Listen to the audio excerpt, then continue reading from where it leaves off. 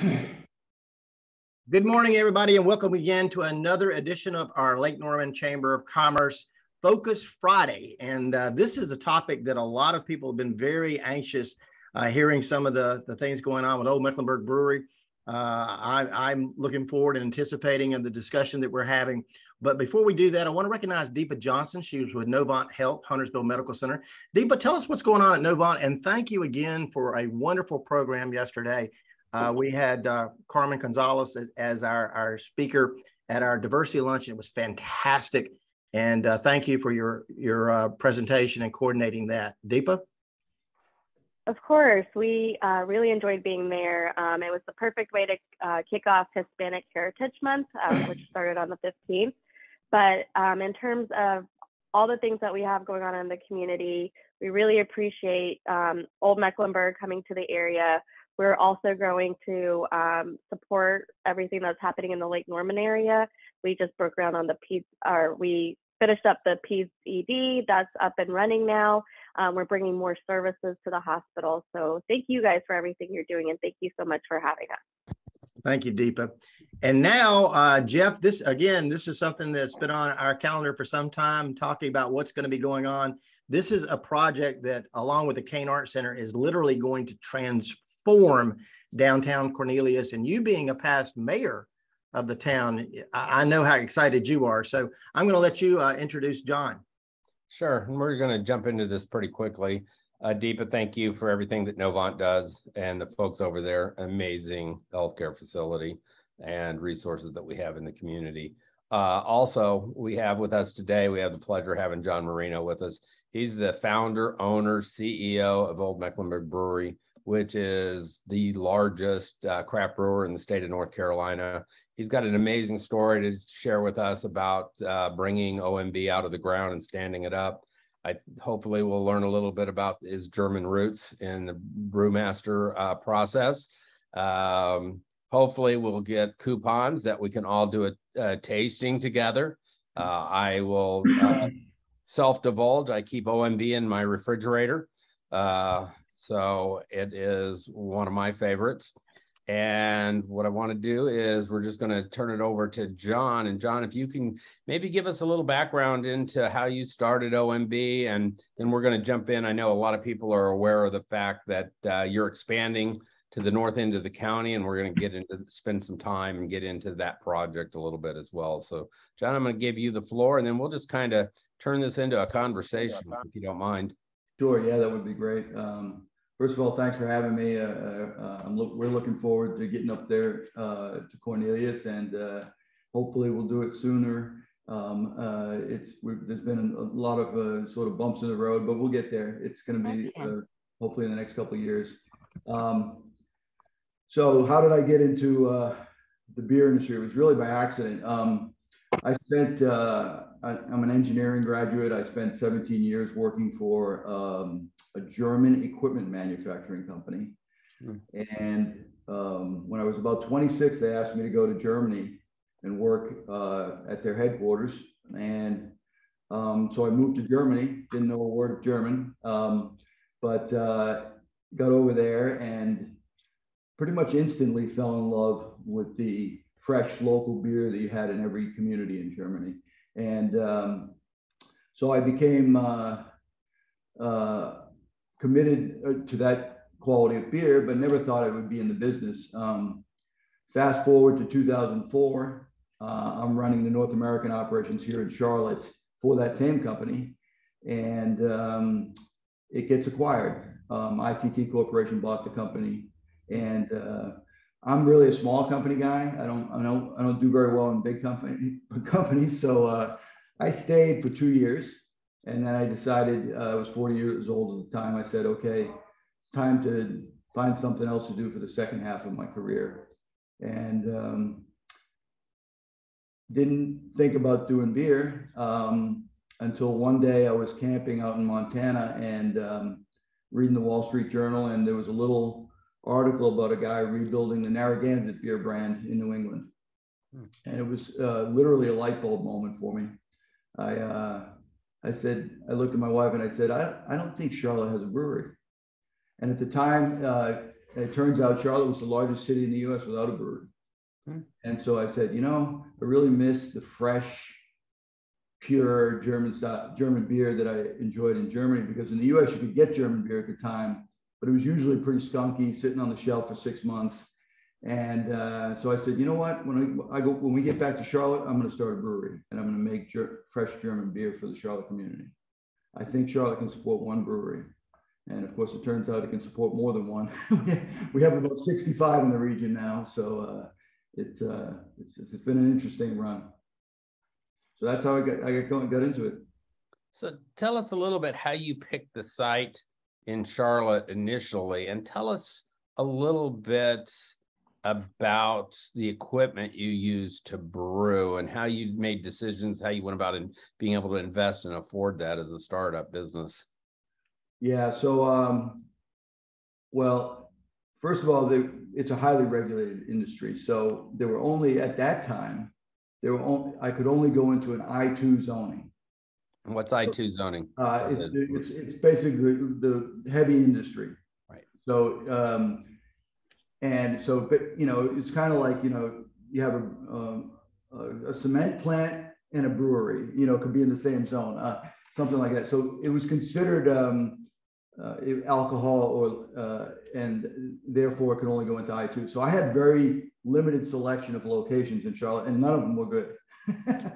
So I drove all around town, and finally I found this place in Loso, Lower South End, on Southside Drive, and it looked terrible from the outside. And the whole neighborhood was basically empty buildings. It was shuttered.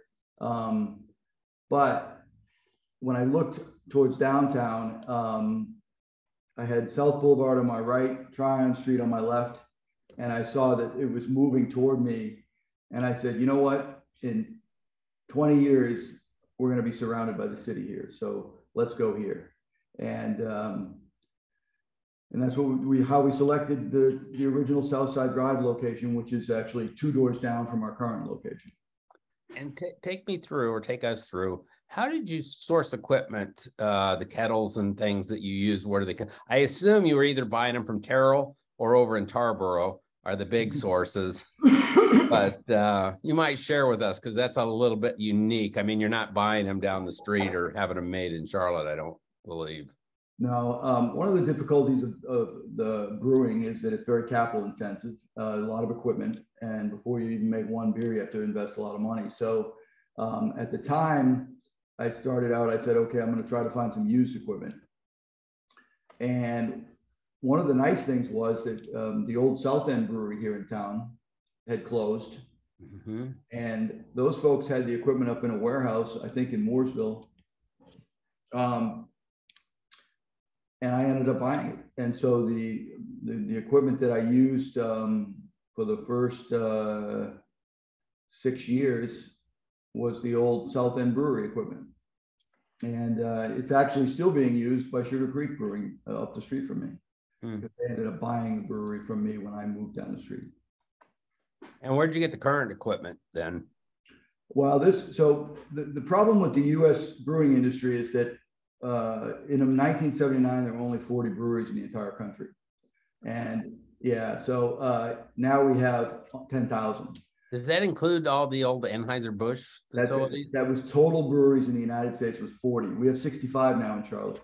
So, so with only so few breweries and those breweries being so large, there was no industry to supply the small breweries in the United States. There were no manufacturers to make highly engineered equipment.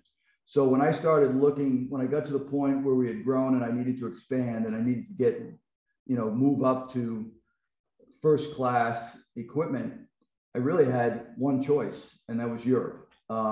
Because of all the small breweries in Europe, there are actually specialty manufacturers over there that supply that. Now today it's changed a little bit. There's more suppliers here in the U.S. because there's so many breweries.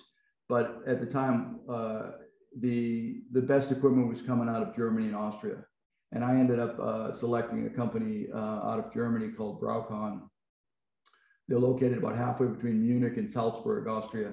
And I think it's the best equipment in the world. It's fantastic. Yeah, it's amazing. Just as a side note, my oldest did his second year of his master's in degree in Germany. And I think the thing he was most astounded with, at least, and I don't know what he was drinking, but he's a beer drinker and he actually home brews. But he basically said, Dad, this is an amazing country. I can buy beer cheaper than I can buy bottled water. That's right. It's very cheap over there. Yeah. It's amazing. So as an entrepreneur, you know, coming out of kind of the corporate world as an entrepreneur, for those that are on the entrepreneurial bend, what are some of the issues you encountered bringing OMB out of the ground? And then we're going to shift in a little bit, and we are going to talk about the new facility and the issues expanding have for an entrepreneur. Yeah, well, I think the biggest issue is probably money. Back when I started, you know, you couldn't get an SBA loan to start a brewery. And so, you know, and because it's capital intensive, you need a certain amount of money to get started. And so that was number one. You know, I basically put everything I had into it, and then I had to get some outside investors. We ended up starting out with five partners, and we're down to 3 now. So, but it's also a highly regulated business. So that was very challenging, because it's not like they give you a book that says, here are all the rules. It's basically up to you. And, you know, you usually find out a rule by doing something wrong and violating it. Yeah. When they come knocking on your door and say, hey, you can't do that. So we found out a few things the hard way. So those are 2 of the ones that just off the top of my head come to mind. But when you mention regulations, because that's something I wanted to talk about a little bit, and it's going to take us down a path relative to the state and the 3-tier alcohol system. But what are some of the regulatory rules that, you know, you say alcohol is heavily regulated? What are the things you run into, encounter, have to deal with? Oh my goodness, where do I start? Is this a course? Yeah, there are a lot. So there's the rules about everything from production to storage, to how you distribute, to how you market. There's certain things you can do, certain things you can't do. Incentives, for example, I can't. There's no such thing as a happy hour. I can't discount beer for 1 hour in the afternoon. I have to. If I want to discount beer, I have to discount it for 24 hours to everybody. So basically, you're just reducing your price for a day. So there are rules. You know, marketing. We can't. All of our labels have to get approved by not only the state of North Carolina, but also the TTB, which is the Alcohol Bureau of the federal government. And if you say it's a light, refreshing beer, they say, oh, you can't say it's light because it implies low calories, you know. So there's all kinds of things that you got to be careful with. So wild. Okay, so let's jump into the 3-tier alcohol system in North Carolina, because that is going to take us into some issues of expanding and talk about. So let's just maybe, if you can first of all give us an overview of what that basically is all about. Yeah, so the 3-tier system means that there are 3 tiers in the industry. There's manufacturers, there's distributors, and there are retailers. And anybody can do any of that, right? No. So you can only be. Well, today it's a little bit better, because we're in all 3 tiers. Well, we were in all 3 tiers. Now we're back into 2. But it was originally created after Prohibition. So obviously, you know, they banned alcohol in the United States for a period of time. And when they brought it back, they wanted to prevent the problems they had before Prohibition, or try to anyhow. And so what they did was they created this 3-tier system basically to make alcohol expensive. Because if you have 3 markups before it gets to the consumer, it gets more expensive. So that was the idea. And that basically went, that was also the reason, one of the reasons for the reduction in breweries. The Prohibition wiped out most of them, and then the 3-tier system kind of crushed many of the others. But then they started to relax the rules in the late 70s. And more recently in North Carolina, some of the rules have actually been, some rules are good for small breweries, and some rules are not so good for small breweries. But we had some good rules that helped the craft beer community flourish here. So It's not all bad. Sometimes it's good. Sometimes the rules actually help you against very large entrenched competitors.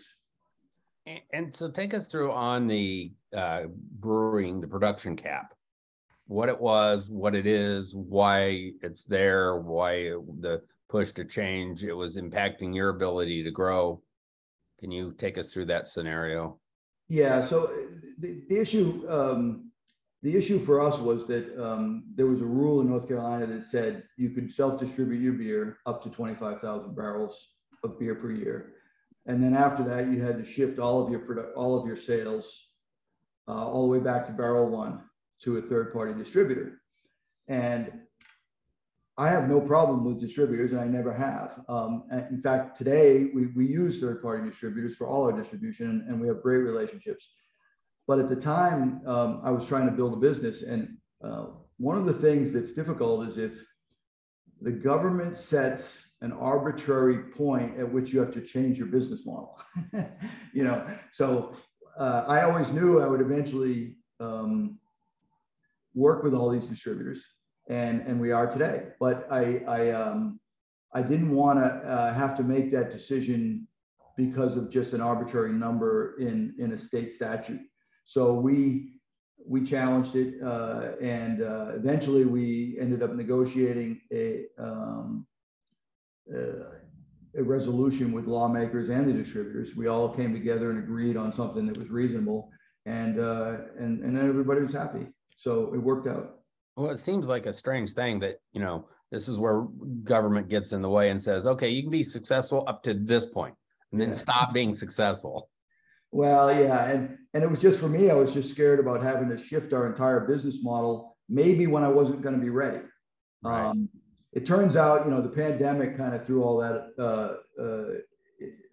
into a chaos. So we ended up shifting to distributors maybe a year or two earlier than I would have otherwise. But in the end, it worked out fine, and everything was good. Okay, so if you will, walk us through, John, a little bit, since we are the Public Policy Committee, of what the legislative process was like. What did you learn? What did you encounter? What did you have to do to move the ball, in a sense, change and have the 25,000 barrel production cap lifted or raised, if you will? Well, I think you just had to ask, right? And you just immediately acquiesced. Yeah, no, yeah. I think what I learned, the thing I learned the most is I don't like politics. Hopefully that's not politicians, all of them anyway. Yeah, I know.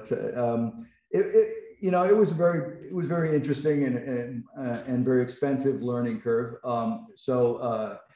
We had people on our side and we had people who were not on our side, and basically it took us about 3 years before everyone came to the table and actually agreed on something. And it really was ultimately a negotiation, really. I mean, people from both sides in the legislature, as well as the distributors and us as craft brewers, we ultimately all got together and agreed on something that everybody could live with, and then it passed. And I think that's maybe something that, in this day and age, we've lost a little bit, is that ability to work together and solve the problems. I mean, it seems like nowadays everyone is a little bit more entrenched, but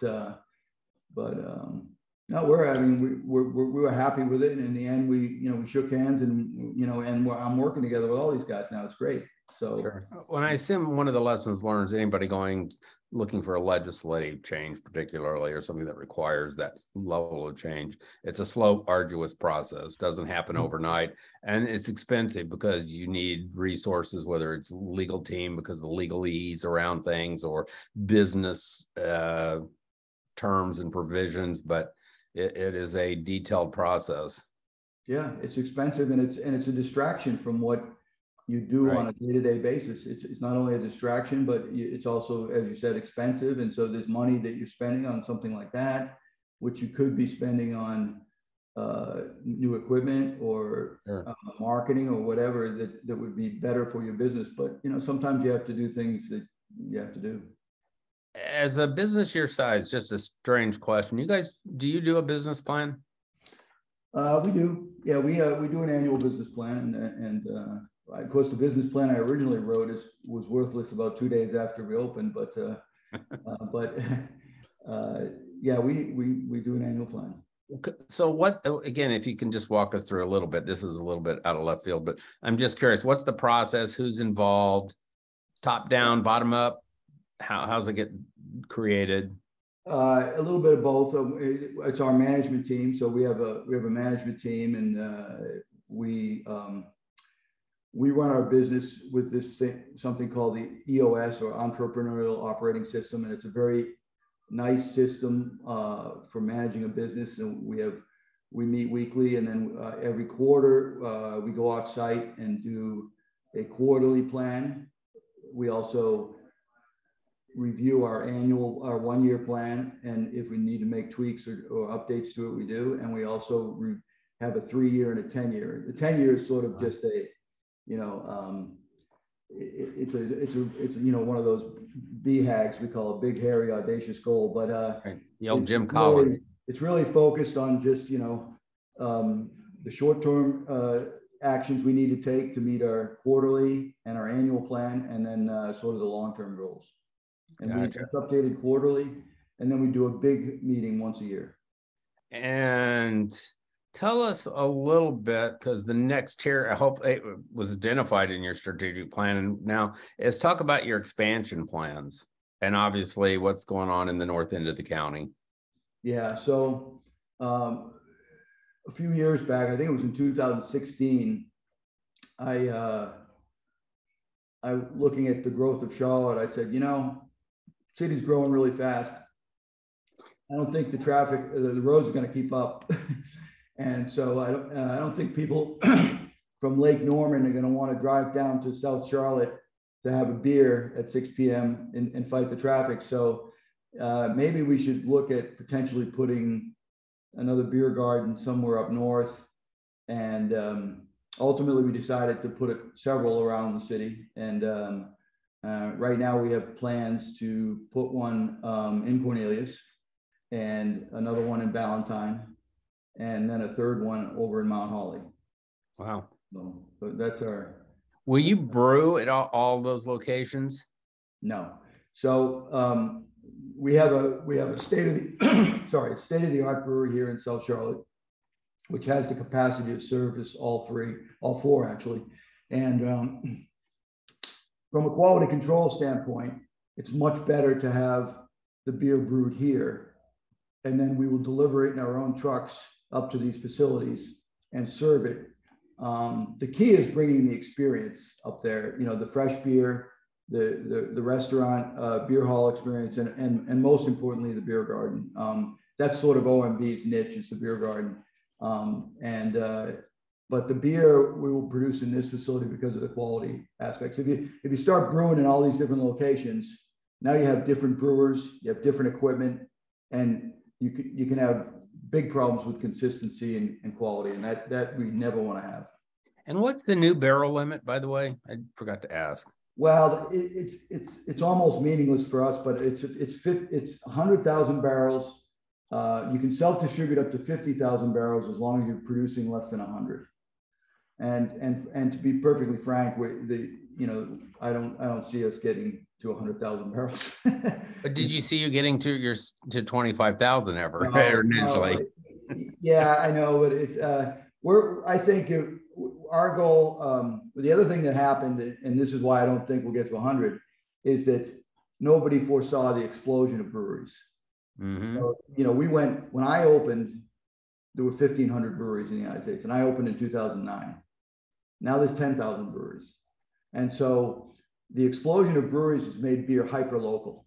And so going wide, as we call it, there's no point in me going to Florida with my beer. There's no point in me going to Texas with my beer.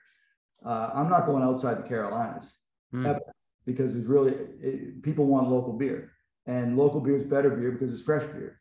So at this point, and with so many competitors, it's going to be difficult to get a real large volume. I mean, Sierra Nevada, who's the biggest craft brewery in the country, the reason they were able to get so large is they were the first, and they had no competition. When they opened in 1979, there were no craft breweries in the U.S. And so they were able to go across the country and become large, and they do about 1 million barrels a year. But nowadays, with so many breweries, it's very, very difficult. So is it still true? I think you told me once that beer is exactly like bread. The fresher out of the oven, the better it is. Yes, it's absolutely true. We like to say beer is liquid bread. It's the same ingredients, just one is a liquid, one is a solid. Interesting. Yeah. So could you pour me a glass of bread, please? Yes. I always tell people, look, if you're worried about calories, don't cut back on your beer, just cut back on your bread.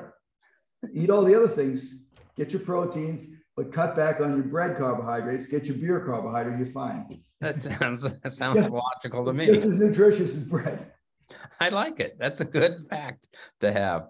So going back to the Cornelius facility, and obviously, you're doing Valentine, Mount Holly, all those areas. But for Cornelius, what other businesses do you think that it will attract, and how many? Can you talk to us what you anticipate when you open? How many jobs that might create? How big it might end up growing to? What's your vision for that facility? Well, obviously, I don't know the future any better than anyone else, but you got a 10-year plan. Come on. Yeah, but we expect we'll employ about 150 people up there, because the venue is going to be large. It'll be a large restaurant with a large beer garden, and it takes a lot of people to support that.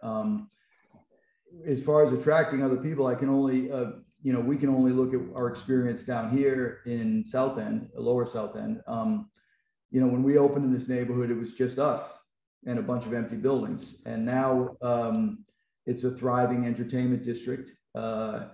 And there's literally it's changed completely. I'm sorry, the light just shut off in my office because I'm not moving. So if this is any if it's like what happened down here, I think we'll see a lot of businesses that want to let's say draft on what we're doing in terms of the entertainment side. As well as quality of life businesses. We've got a new coffee shop around the corner down here now. We've got restaurants coming in, so all kinds of things to support the neighborhood. So we think, like I said, we can't say exactly, but we think it'll attract a lot of nice stuff for the center of Cornelius. Yeah, I saw a ULI study a couple of years ago, and they said if you're not that where we're expanding here is not quite the same description, but they said if you have a struggling area of a community, the number one thing you can do to revive it, to bring it back to life, is put in a craft brewer. Yeah, because I like to think that craft breweries are, and this is what I fell in love with in Germany, that they're the center of the community. I mean, because beer is kind of like a social glue that pulls people together and holds them together. And so, I think it creates a gathering place, and then it just builds on itself. So I agree with that. And it's been going on for hundreds, if not thousands of years. That's why every city in Germany, and underneath their city hall, the Ratskeller, that's the bar under the city hall where everybody gathered and made all their deals. That was the beer hall, and it's the same here. It's just for some reason it went away for a while in the United States, but now it's back. Well, and it's interesting because you bring up that concept, and I don't think people, or some people, have a misconception, because they'll think, okay, we're opening a bar that's brewing beer, and it's a bar where all the guys, old guys and stuff, go hang out and drink and watch ball games on the big screen TVs. But it really is a social environment. It's a family venue. You go to the one down in your main facility right now. I mean, it's the picnic tables. Kids are out playing. Yeah. It's I assume that's intentional.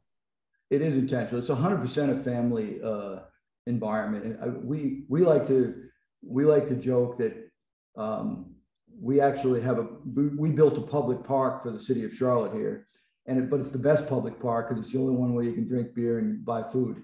But it really is. I mean, the folks come in here with their kids. We have a playground up in the corner where the kids play, and it's a relaxed atmosphere. It's not a bar. It's not the traditional bar. You know, we close at 10 p.m. You know, or 11 p.m. on the weekends.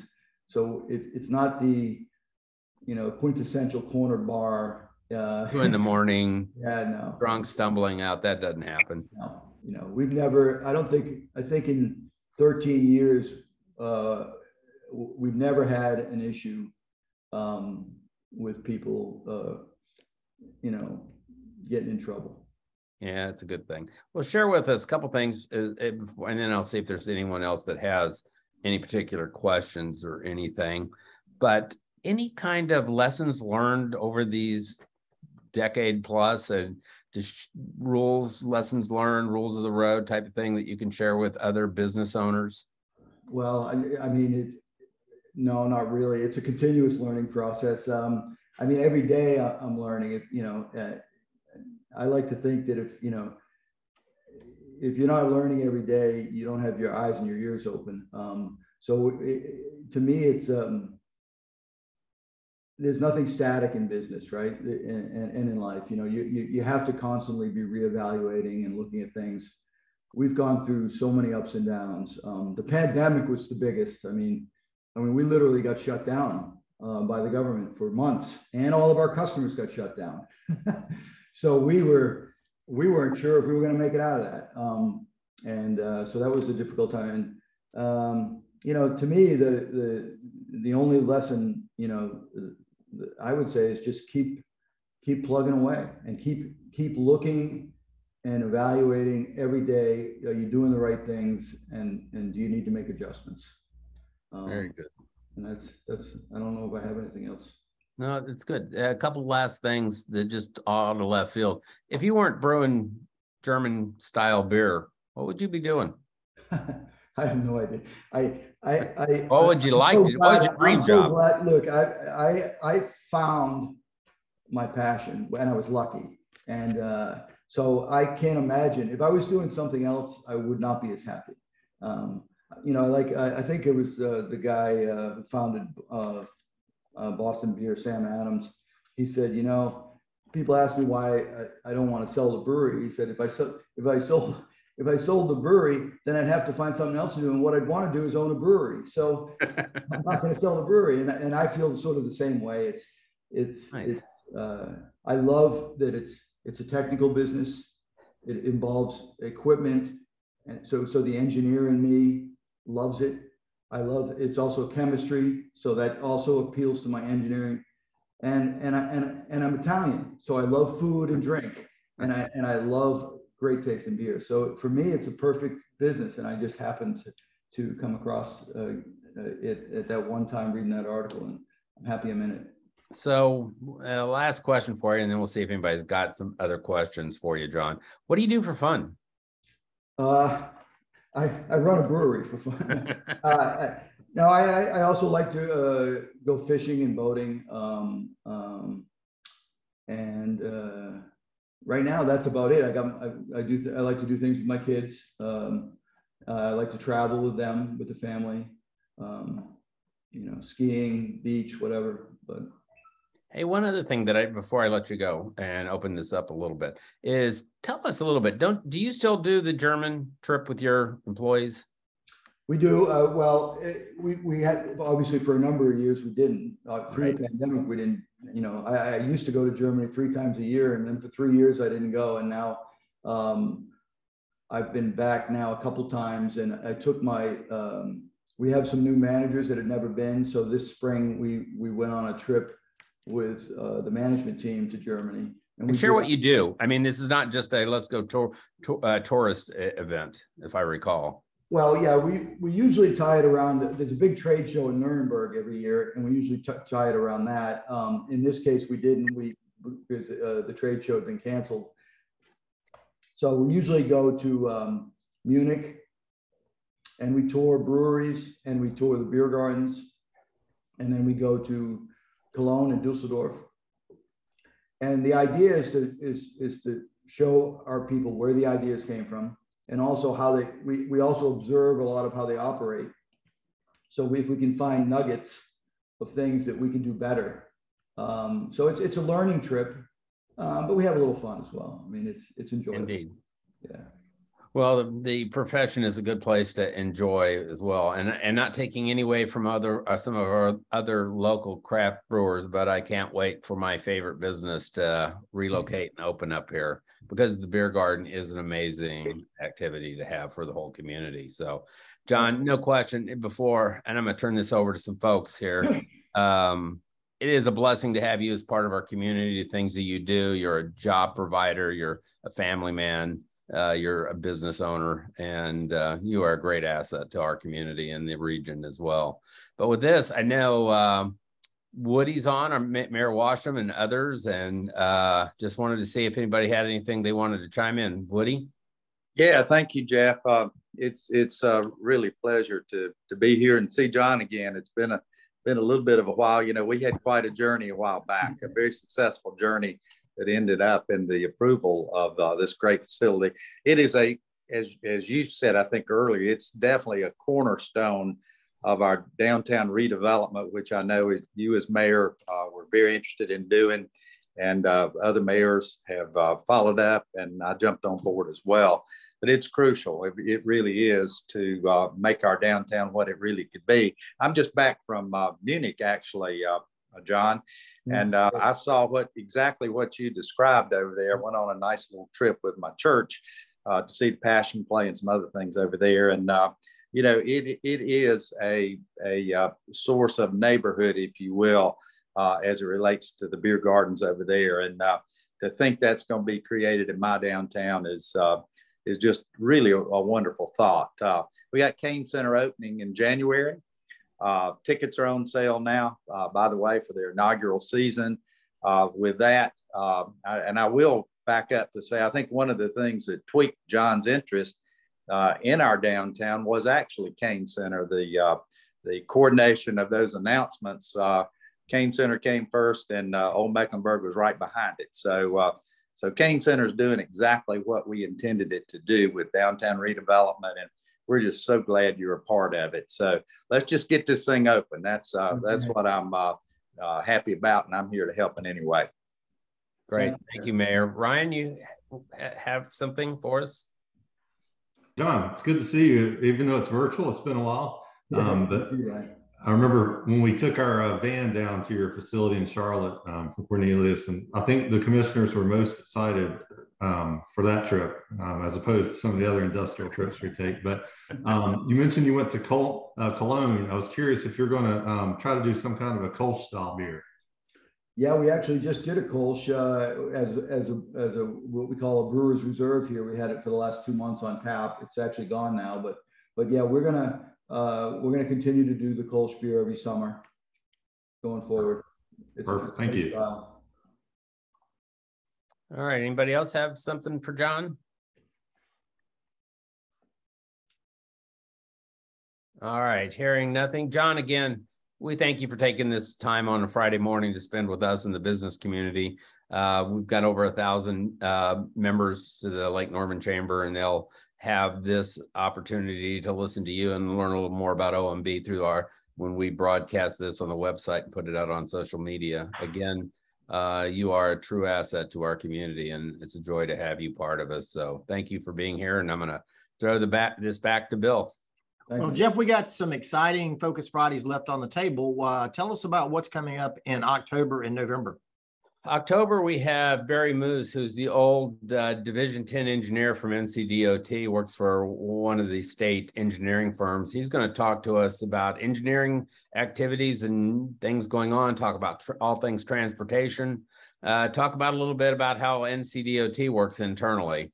So looking forward to having Barry. He is a fascinating, brilliant person. Again, another engineering mind coming on board, literally. And then in November, we have, and I just went brain dead, Dana Simpson. Dana, there's about 700 registered lobbyists in the state of North Carolina that work with legislators in Raleigh at the state capitol and work with federal legislators in Congress, our House members in Congress and our U.S. senators.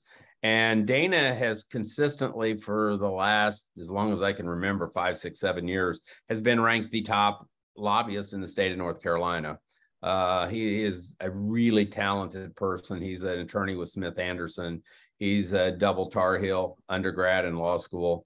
And Dana's going to share with us kind of the inside skinny around lobbying and the goods and the bads and what goes on in those smoke-filled rooms. We worked with Dana Simpson. There you go. And speaking of politics, we have October the 12th, we have coordinated our candidate forum. We're going to have a candidate forum on that Wednesday night, October the 12th, one day after our expo.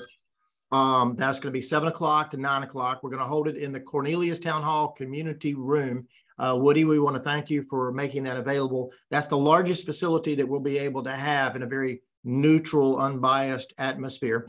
We're going to focus on 3 races. The North Carolina House 98. We have both of those candidates that are going to be appearing. We have Mecklenburg County District 1, and we have Charlotte-Mecklenburg Schools District 1, which we have this time 5 candidates vying for that spot. So we're going to be focusing on that. And Jeff, we're going to allow some time at the end to make sure that we can have other races, whether they be the Senate 41 or the Mecklenburg County at large, judicial races that may appear. So we'll have that. You might mention his moderating.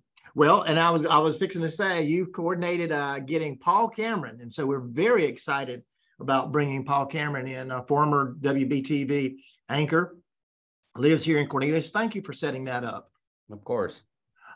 Jeff, you're doing a fantastic job. I think everybody on the call knows that Jefftarte is our public policy chair. Not only did this this year, but also last year, and has set up all of these Focus Fridays that have been extremely enlightening. So thank you very much for the time that you invested in this.